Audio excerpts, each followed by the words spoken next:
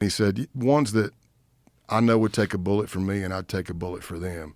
And that's when I start looking at his face and I'm going, oh, shit, don't you say it, man.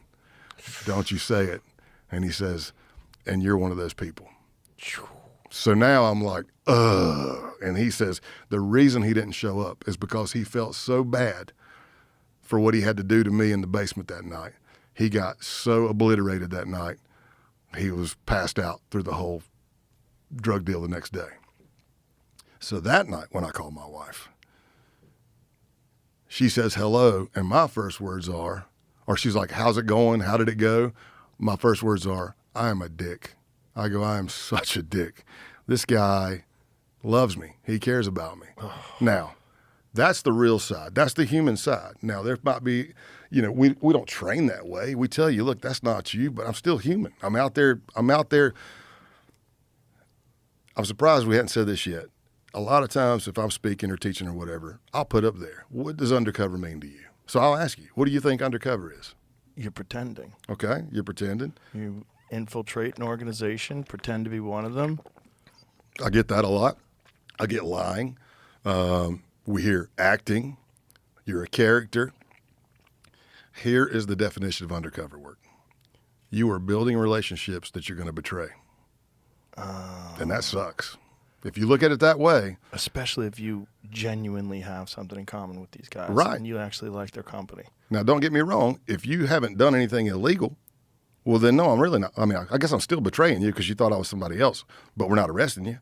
I've done undercovers like that. Those happen all the time. You're in there for 5 months and you're like, there's nothing federal here. I mean, they're within their constitutional rights, and you just bail.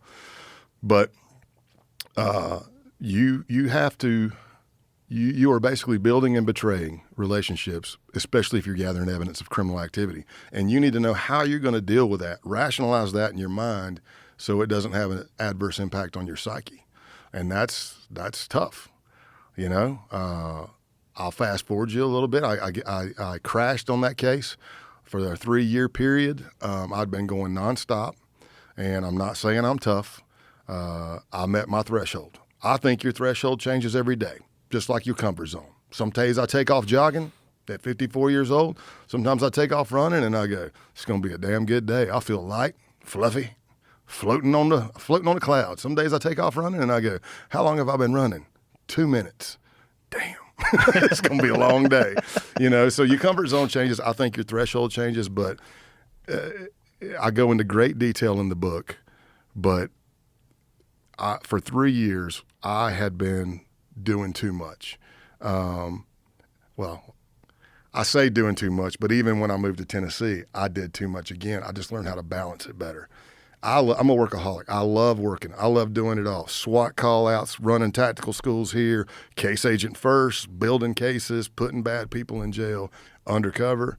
But I had stopped taking days off because I didn't want to give management a reason to tell me I couldn't go do an undercover.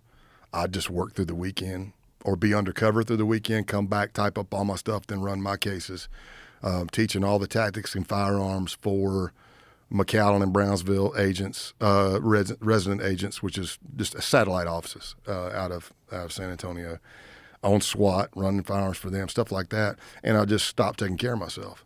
So we get to a point to where, like I said, in great detail in the book, but just picture this. I already gave you a little bit of a blurb on the undercover school, right? 2 weeks, no days off. Let's just say I'm there for 10 days. Well, once we put you to bed, we're probably going to hang out and drink a little bit because you're my peer. And it's also therapy. And it's good to know that you're not on an island by yourself, that there are other people doing the same thing you are.